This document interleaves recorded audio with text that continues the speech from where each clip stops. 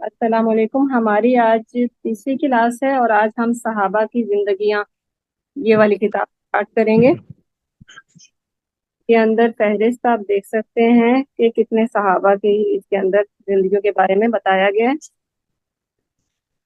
اور ان میں سے ہم اسٹارٹ کریں گے آج. کیونکہ ہمارا انٹروڈکشن سیشن ہے تو پھر ہم جو سب سے زیادہ مجھے فیوریٹ لگتے ہیں اور میرے بچوں کو بھی لگتے ہیں تو وہ والی آج ہم سٹوری ان کی پڑھیں گے، ان صحابی کی. تو حشر وہ والی لگائیں.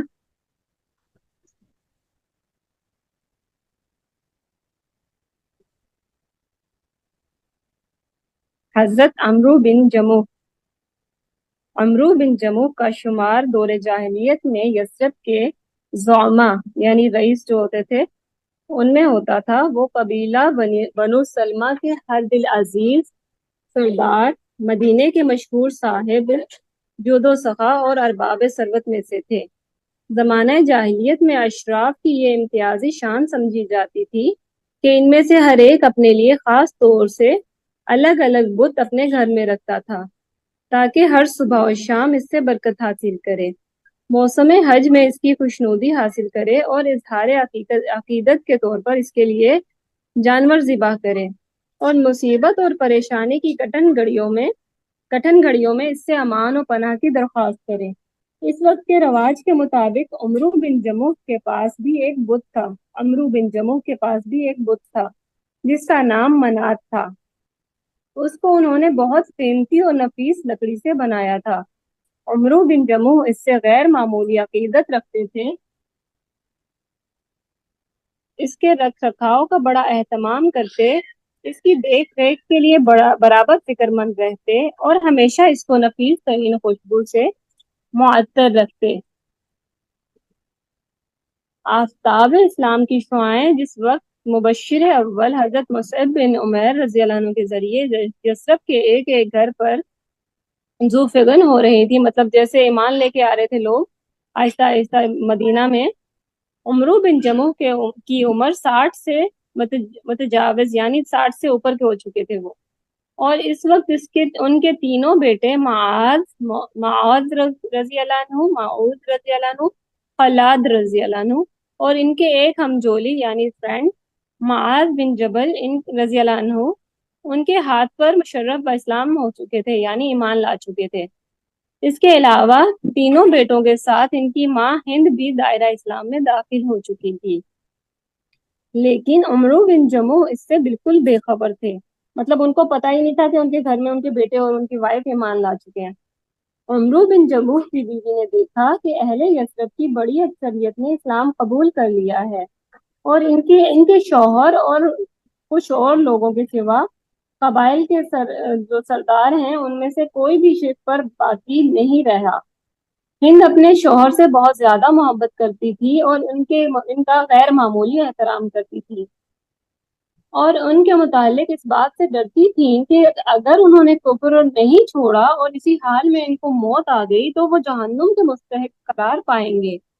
ادھر عمرو بن جموح اپنے لڑکوں کے متعلق یہ خطرہ محسوس کر رہے تھے کہیں یہ لوگ آباء و اجداد کے دین کو چھوڑ کر اس داعی اسلام یعنی مصعب بن عمیر رضی اللہ عنہ کی پیروی نہ اختیار کر لیں، جس نے قلیل مدت میں بہت سے لوگوں کو ان کے دین سے پھیر کر محمد صلی اللہ علیہ وسلم کے دین میں داخل کر لیا ہے. اس خطرے کو محسوس کرتے ہوئے انہوں نے اپنی بیوی ہند سے کہا، دیکھو اس بات کا خیال رکھنا جب تک ہم کسی فیصلے پر نہ پہنچ جائیں تمہارے لڑکے اس شخص سے ملنے نہ پائیں، میں اس کا خیال رکھوں گی. ہند نے کہا، لیکن کیا آپ پسند کریں گے کہ اپنے بیٹے معاذ سے وہ باتیں سن لیں جو اس شخص سے سن کر بیان کر رہا ہے؟ تمہارا بھلا ہو، کیا وہ میری لا علمی میں اپنے دین سے پھر گیا ہے؟ عمرو بن جموح نے پوچھا. نیک بیوی کو ان کے اوپر ترس آیا اور انہوں نے جواب دیا، نہیں نہیں ایسا نہیں ہے، بلکہ وہ اس داعی کی مجلس میں شامل ہوا تھا اور وہاں اس نے ان کی کچھ باتیں سن لی ہیں. عمرو نے کہا، اس کو میرے پاس بلاؤ. اور جب معاذ ان کے پاس پہنچے تو انہوں نے کہا، یہ شخص جو کچھ کہتا ہے اس میں سے کچھ باتیں مجھے سناؤ. یہ سن کر بیٹے نے باپ کو کلام الہی کے یہ دل نشین بول پڑھ کر سنائے. बिस्मिल्लाहिर्रहमानिर्रहीम। अल्हम्दुलिल्लाहि रब्बिल आलमीन अर्रहमानिर्रहीम मालिकी यौमिद्दीन इय्याका नअबुदु व इय्याका नस्तईन इहदिनस सिरातल मुस्तकीम सिरातल अनअमता अलैहिम गैरिल मगदूबि अलैहिम वलद्दाल्लीन। शुरू करता हूँ मैं अल्लाह के नाम से जो बड़ा मेहरबान निहायत रहम करने वाला है।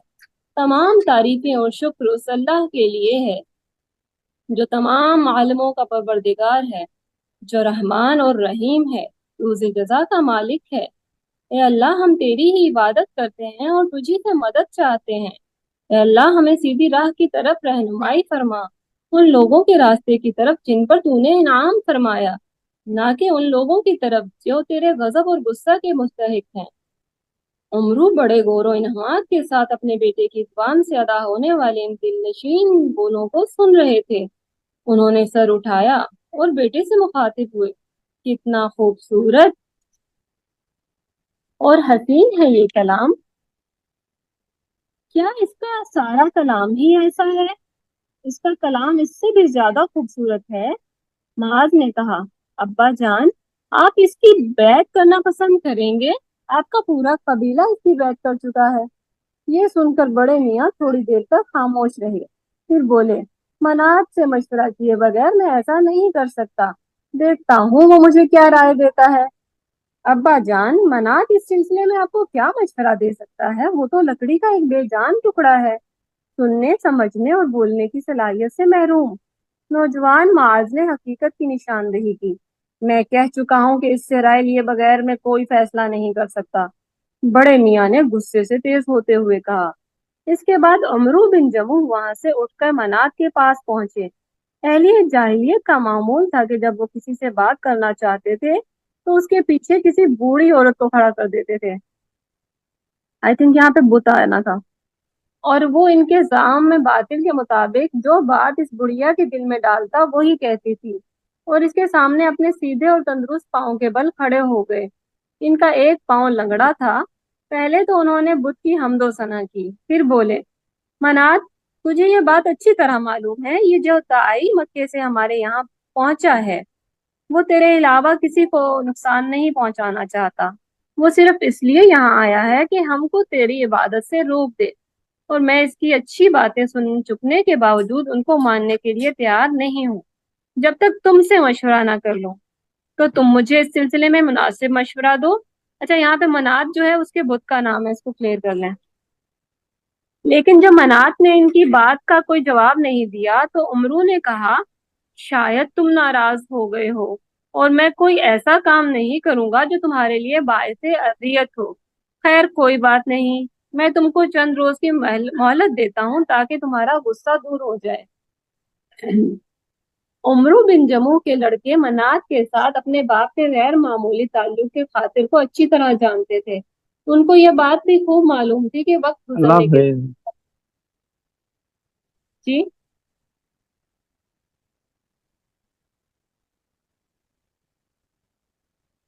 किसी ने कुछ कहा? कंटिन्यू करते हैं।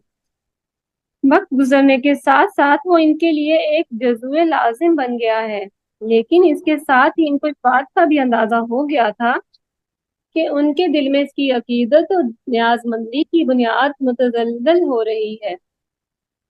अब ये इनका काम है कि इसकी अकीदत को इनके दिल से पूरे तौर पर निकाल दें। इनको ईमान की तरफ लाने की यही एक शक्ल थी। अमरू बिन जमू के लड़के तारीख रात की तारीकी में अपने दोस्त माज रजी अल्लाह अन्हु बिन जबल के साथ मनात के पास पहुंचे और इसको उसकी जगह से उठाकर बनु सलमा के इस गड्ढे पर ले गए जिसमें वो कूड़ा किरकिट और गंदगी डालते थे। लड़के इसको गड्ढे में फेंक कर घर लौट आए और इस कार्रवाई की किसी को कानो कान खबर ना हुई। सुबह को जब उमरू अपने बुत के पास इजहार अकीदत के लिए पहुंचे तो उसे अपनी जगह से गायब पाया। ये देखकर उन्होंने घर वालों से कहा, तुम लोगों का बुरा हो, आज रात मेरे माबूद के साथ किसने ज्यादती की है? लेकिन किसी ने इनकी बात का कोई जवाब नहीं दिया। वो घर के अंदर और बाहर इसको तलाश करते फिरे, وہ شدت غضب میں چیخ چیخ کر گھر والوں کو دھمکی دیتے رہے۔ آخر کار تلاش کرنے کے بعد وہ ان کو گڑھے میں منہ کے بل اوندا پڑا ہوا مل گیا۔ انہوں نے اسے وہاں سے نکالا، اسے دھو کر صاف کیا اور خوشبو لگا کر دوبارہ اس کی جگہ پر رکھتے ہوئے بولے، خدا کی قسم اگر مجھے معلوم ہو جائے کہ تمہارے ساتھ کس نے یہ حرکت کی ہے تو میں اسے سخت سزا دوں گا۔ دوسری رات بھی لڑکوں نے منات کے ساتھ وہی حرکت کی جو پچھلی رات کر چکے تھے۔ صبح کو جب بڑے میاں نے اسے تلاش کیا تو اسی گڑھے میں گندگی میں ملوث پایا۔ آج بھی انہوں نے اس کو وہاں سے باہر نکال کر دھویا اور خوشبو لگا کر اس کی جگہ پر رکھ دیا۔ لڑکے ہر رات اس کے ساتھ یہی سلوک کرتے رہے، یہاں تک کہ جب عمرو بن جموح ان کی اس حرکت سے بالکل تنگ آ گئے تو رات سونے سے پہلے اس کے پاس گئے اور اپنی تلوار اس کی گردن میں لٹکاتے ہوئے بولے، اے منات، خدا کی قسم مجھے نہیں معلوم کہ تیرے ساتھ یہ حرکت کون کرتا ہے۔ اگر تیرے اندر ذرا بھی خیر ہو تو اپنا دفاع کر، یہ تلوار تیرے پاس ہے۔ یہ کہہ کر وہ اپنی خوابگاہ میں چلے گئے، اور جب لڑکوں کو اس بات کا اندازہ ہو گیا کہ بڑے میاں گہری نیند میں پہنچ کر گرد و پیش سے بے خبر ہو چکے ہیں تو وہ جھٹ پٹ بت کے پاس پہنچے۔ انہوں نے اس کی گردن میں پڑی ہوئی تلوار نکال لی اور اس کو گھر کے باہر لے گئے۔ اب کی بار انہوں نے ایک مردہ کتے کو اس کے ساتھ باندھ دیا اور دونوں کو بنو سلمہ کے اس گڑھے میں پھینک دیا جس میں گندگی اور غلاظت بھری ہوئی تھی۔ صبح کو جب بڑے میاں سو کر اٹھے اور بت کو اپنی جگہ موجود نہیں پایا تو اس کی تلاش میں نکلے اور حسب معمول اس کو اسی گڑھے میں اور اسی حال میں منہ کے بل پڑا ہوا پایا۔ اس کے ساتھ ایک مردہ کتا بندھا ہوا تھا اور تلوار اس سے چھین لی گئی تھی۔ اب کی بار انہوں نے اس کو گڑھے سے نہیں نکالا بلکہ جہاں لڑکوں نے اسے پھینکا تھا وہیں چھوڑ دیا اور بولے، خدا کی قسم اگر تو واقعی معبود ہوتا تو کتے کے ساتھ بندھا ہوا گھڑے میں نہ پڑا ہوتا۔ پھر اس کے بعد انہیں خدا کے دین میں داخل ہونے میں دیر نہ لگی۔ حضرت جب حضرت جی مائک میوٹ کر لیں پلیز، اگر کچھ کہنا ہے تو کہیں۔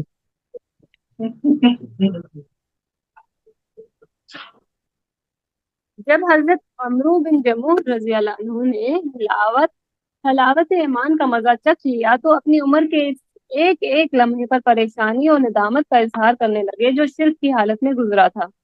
ایمان لانے کے بعد وہ اپنے پورے وجود کے ساتھ نئے دین کی طرف متوجہ ہو گئے اور اپنے نفس، اپنے مال اور اپنی اولاد کو خدا کے اور اس کے رسول صلی اللہ علیہ وسلم کی اطاعت کے لیے وقف کر دیا۔ حضرت عمرو بن جموح نے مشرف کا اسلام ہونے کے کچھ عرصے کے بعد احد کا معرکہ پیش آیا۔ انہوں نے اپنے تینوں بیٹوں کو دشمنان خدا سے مقابلہ کی تیاری کرتے ہوئے دیکھا۔ وہ انہیں صبح شام بکھرے ہوئے شیروں کی طرح آتے جاتے دیکھتے۔ ان کے چہرے دولت شہادت اور رضا الہی کے حصول کے شوق میں جگمگا رہے تھے۔ اس صورتحال نے ان کے اندر بھی جوش و حمیت کو بڑھاوا دیا اور انہوں نے رسول اللہ صلی اللہ علیہ وسلم کی زیر قیادت اپنے بیٹوں کے ساتھ جہاد میں شریک ہونے کا تہیہ کر لیا۔ لیکن ان کے لڑکے ان کو اس ارادے سے باز رکھنے پر متفق الرائے ہو گئے، کیونکہ وہ ایک سن رسیدہ بوڑھے تھے، یعنی کہ وہ 60 سال سے اوپر کے ایک بوڑھے تھے۔ اس کے علاوہ ان کے پاؤں میں شدید لنگ تھا، کیونکہ وہ ایک ٹانگ سے لنگڑے بھی تھے، مطلب لگڑا کے چلتے تھے۔ اور ایسی حالت میں اللہ تعالیٰ نے انہیں شرکت جہاد سے معذور قرار دیا تھا۔ ان کے بیٹوں نے ان سے کہا کہ ابا جان، جیسے یہاں پہ ایک اور بات ہے کہ جو معذور ہوتے ہیں ان کو جہاد میں جانے کی ان کے لیے وہ ہے کہ جانے سے وہ نہ جائیں تو ان کے اوپر کوئی گناہ نہیں ہے، لیکن ان کے بیٹوں نے ان سے کہا کہ ابا جان، اللہ تعالیٰ نے آپ کو معذور قرار دیا ہے، آپ خود کو ایسی بات کا مکلف کیوں ٹھہرا رہے ہیں جس سے اللہ نے آپ کو معاف کر دیا؟ حضرت عمرو رضی اللہ عنہ اس بات سے سخت ناراض ہوئے اور ان کی شکایت کرنے کے لیے رسول اللہ صلی اللہ علیہ وسلم کے پاس حاضر ہوئے اور عرض کی، اے اللہ کے رسول، میرے یہ بیٹے مجھے اس خیر سے باز رکھنا چاہتے ہیں۔ یہ کہتے ہیں کہ میں لنگڑا ہوں اور معذور ہونے کی وجہ سے جہاد میں شریک ہونا میرے لیے ضروری نہیں ہے۔ خدا کی قسم مجھے امید ہے کہ میں اپنی اس ٹانگ سے جنت میں داخل ہوں گا۔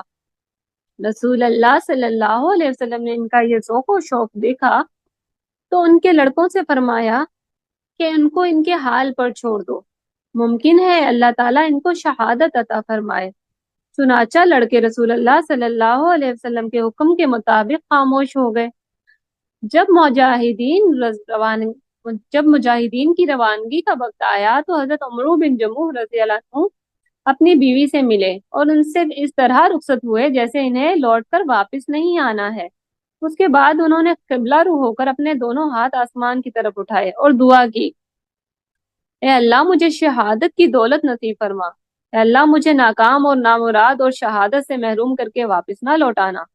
پھر وہ اس شان سے میدان جہاد کی طرف روانہ ہوئے کہ ان کے تینوں لڑکے اور ان کے قبیلہ بنو سلمہ کی ایک کثیر تعداد نے انہیں اپنے گھیرے میں لے رکھا تھا۔